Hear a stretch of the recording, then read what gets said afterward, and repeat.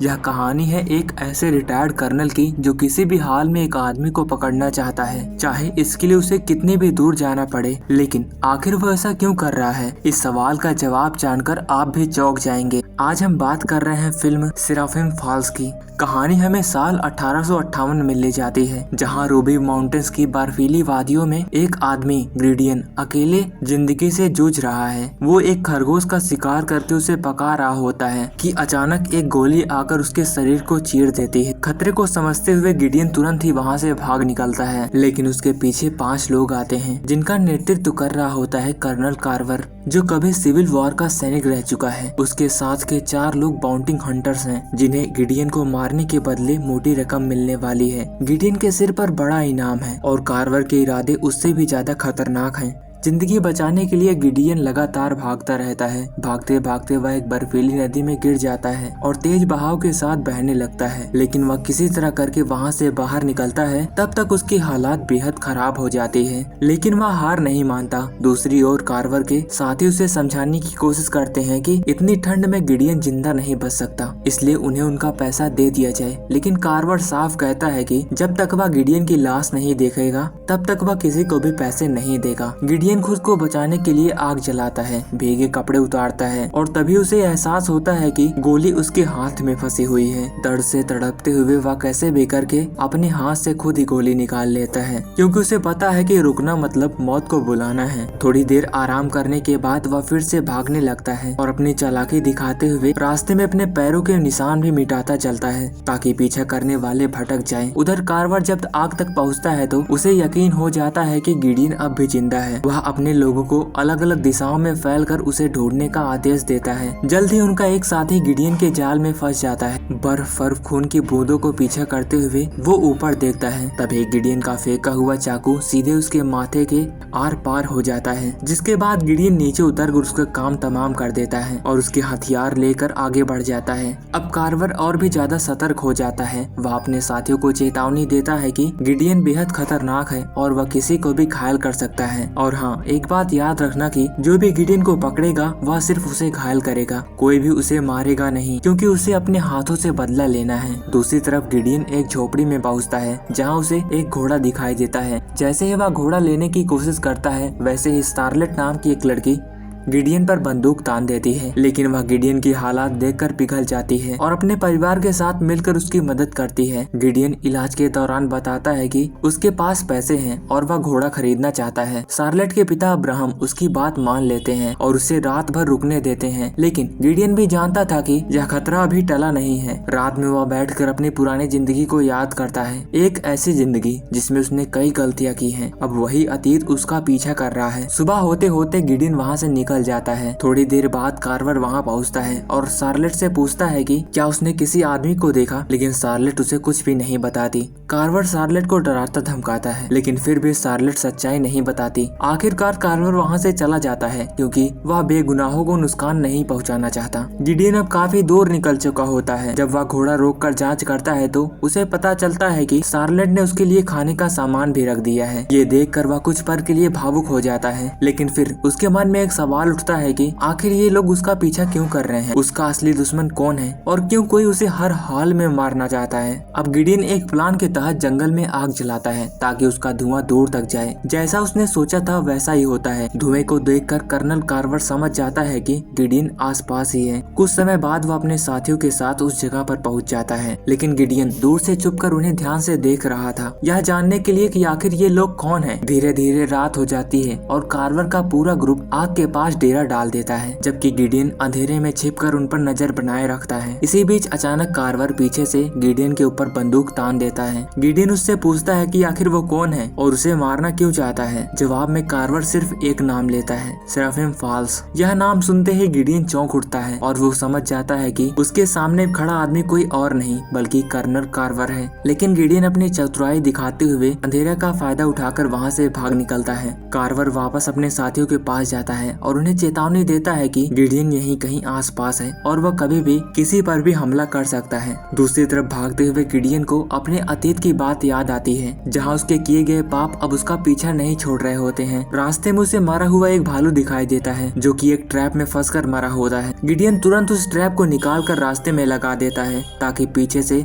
आ रहे लोग उसमें फंस जाएं। कुछ समय बाद कार्वर का ग्रुप वहां पहुंचता है और उनका एक साथी उसी ट्रैप का शिकार बन जाता है। लोहे का फंदा उसकी छाती में घुस जाता है और वह दर्द से तड़पने लगता है। उसकी हालात देखकर कार्वर समझ जाता है कि अब वह नहीं बचेगा, इसलिए कार्वर उसकी तकलीफ खत्म करने के लिए खुद उसे गोली मार देता है। इस घटना के बाद बचे हुए दो साथी डर जाते हैं। वे कार्वर से कहते हैं कि उन्होंने नहीं सोचा था कि गिडियन इतना ज्यादा खतरनाक और चालाक होगा। वे अब इस मिशन को छोड़ना चाहते थे। कार्वर उन्हें जाने की इजाजत देता है लेकिन कहता है कि घोड़े उसके हैं इसलिए वे पैदल जाएंगे। साथ ही वह मानता है कि उनके साथियों की मौत उनकी लापरवाही की वजह से हुई, लेकिन इसका मतलब ये नहीं है कि वे लोग पीछे हट जाएं। आखिरकार वे दोनों रुकने के लिए तैयार हो जाते हैं, लेकिन एक शर्त रखते हैं कि अब इनाम की रकम सिर्फ 3 लोगों में बांटी जाएगी। कार्वर इस बात को मान लेता है और सभी गिडियन को पकड़ने के लिए तेजी से आगे बढ़ते हैं। इधर गिडियन अब तक पहाड़ों की ऊंचाइयों तक पहुँच चुका होता है और धीरे धीरे शहर की ओर बढ़ रहा होता है। रास्ते में से 3 घुड़सवार दिखाई देते हैं जिनकी बातों से वह समझ जाता है कि वे भगोड़े हैं। वह उनसे दूर रहने की कोशिश करता है, लेकिन उनमें से एक आदमी पहचान लेता है और अपने साथी को भी बता देता है कि गिडियन एक समय सिविल वार का खतरनाक सैनिक था जिसने गुस्से में आकर एक दिन कई लोगों को मार गिराया। यह सुनकर उनके बीच बहस होने लगती है। कुछ लोग उससे उलझना नहीं चाहते, लेकिन एक युवक उसे खतरा मानकर उसके पीछे चला जाता है। वह युवक गार्डियन को रोककर उसे मारने की धमकी देता है, लेकिन गिडियन एक ही झटके में उसका अंत कर देता है। उसका चाकू सीधे उस युवक के गले में जाकर घुसता है और वह तुरंत ही वहीं पर खत्म हो जाता है। गिडियन ठंडे लहजे में कहता है कि जवान लोग अक्सर अपनी गलतियों की कीमत जान गंवा कर चुकाते हैं, और फिर उसका घोड़ा लेकर वहां से निकल जाता है। थोड़ी देर बाद कार्वर और उसके साथी वहां पहुंचते हैं और घोड़े के पैरों के निशान देखकर समझ जाते हैं कि यहाँ पर कुछ हुआ है। जब वे आगे बढ़ते हैं तो उन्हें उस युवक की लाश मिलती है। कार्वर तुरंत समझ जाता है कि गिडियन ने उसे मारकर घोड़ा ले लिया है। तभी उनका एक साथी उस लाश को पहचान लेता है और कहता है कि इस पर तो गिडियन से भी बड़ा इनाम है। वह फैसला करते हैं कि अब वह गिडियन का पीछा नहीं करेंगे और इस लाश को शहर ले जाकर इनाम हासिल करेंगे। जैसे ही वह लाश को घोड़े पर रखने की कोशिश करते हैं, कार्वर घोड़े को गोली मार देता है और कहता है कि अगर उसे जाना है तो लाशों को कंधे पर उठाकर ले जाए पैदल ही, क्योंकि वह घोड़ा उसका था। अब वो आदमी मजबूर हो जाता है और समझ जाता है कि यह सफर उसके लिए आसान नहीं होगा। दूसरी तरफ गिडियन एक ऐसे इलाके में पहुंचता है जहां रेलवे ट्रैक का निर्माण हो रहा होता है। उसे उम्मीद होती है कि वहां उसे खाना मिल जाएगा।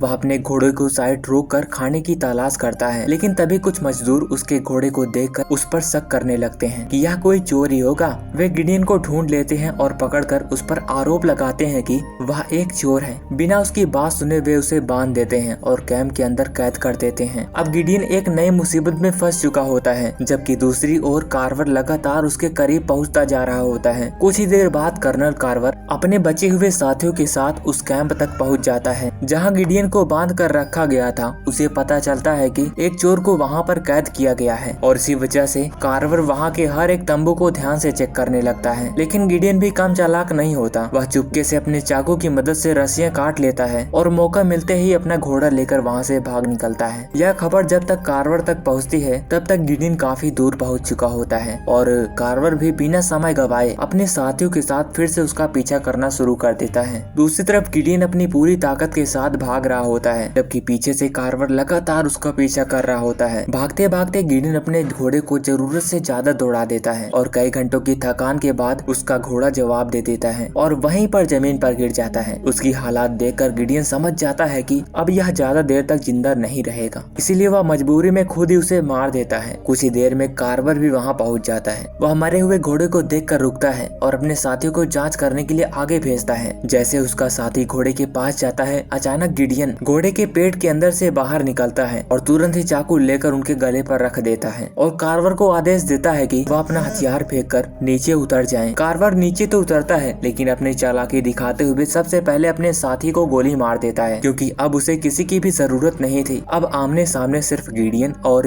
कार्वर बचे थे। कार्वर गिडियन के ऊपर बंदूक तानकर उसे घुटनों के बल बैठने के लिए कहता है, क्योंकि कार्वर चाहता है कि वह अपनी जान की भीख मांगे, लेकिन गिडियन शांत रहता है और कहता है कि अगर मरना ही है तो उसे सीधे गोली मार दो। कार्वर साफ मना करता है कि वह उसे आसान मौत नहीं देना चाहता। तभी गिडियन कहता है कि जो कुछ भी हुआ उसके हाथ में नहीं था, वह सिर्फ एक सिपाही था जो उसके आदेशों का पालन कर रहा था। और दोस्तों यहीं से कहानी फ्लैशबैक में चली जाती है। फ्लैशबैक में हम देखते हैं कि कार्वर अपने परिवार के साथ एक फार्म पर जा रहा होता है। तभी गिडियन अपनी फौज के साथ वहां पहुंचता है कार्वर को ढूंढने के लिए। तलाशी के दौरान उन्हें कुछ नहीं मिलता तो एक सिपाही घर के अंदर छुपे छोटे बच्चे को देख लेता है और यह बात गिडियन से छुपा लेता है। जब कार्वर की पत्नी कुछ नहीं बोलती तो गिडियन के आदेश पर पूरा घर जला दिया जाता है। इसी के दौरान कार्वर की पत्नी अपने बच्चे को बचाने के चक्कर में अंदर भाग जाती है। उस भयंकर आग में जलकर मर जाती है। यह सब देखकर गिडियन अंदर से टूट जाता है, क्योंकि उसे इस बात का जरा भी अंदाजा नहीं होता कि अंदर एक मासूम सा बच्चा इस जलती हुई आग में झुलसते हुए मर जा रहा है। गुस्से और पछतावे में वह उस सिपाही पर टूट पड़ता है जिसने उसे सच छुपाया था, और उसी पल वह अपनी नौकरी भी छोड़ देता है। कहानी फिर से प्रेजेंट टाइम में लौटती है, जहाँ गिडियन और कार्वर के बीच भयंकर लड़ाई होती है। काफी देर तक दोनों एक दूसरे पर भारी पड़ने की कोशिश करते हैं, लेकिन आखिरकार गिडियन कार्वर को काबू करने में सफल हो जाता है। फिर भी वह उसे मारता नहीं, बल्कि कहता है कि पास ही एक शहर है, वह वहां जाकर अपनी जिंदगी जी सकता है। यह सुनकर वह उसे छोड़ देता है और खुद वहां से चला जाता है। लेकिन कार्वर के लिए अब भी कुछ नहीं बचा था। उसका परिवार खत्म हो चुका था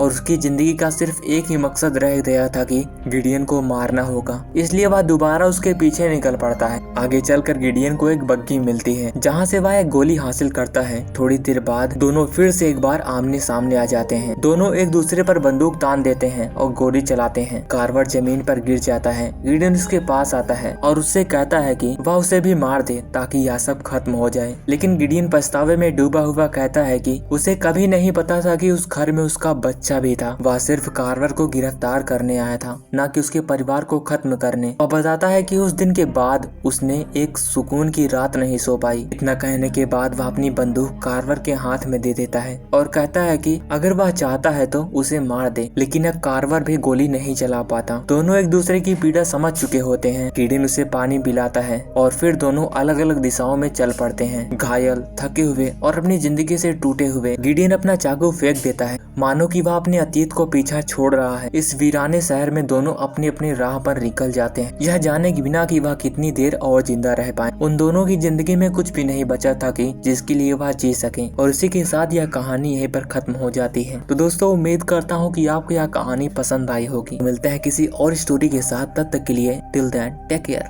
बाय बाय।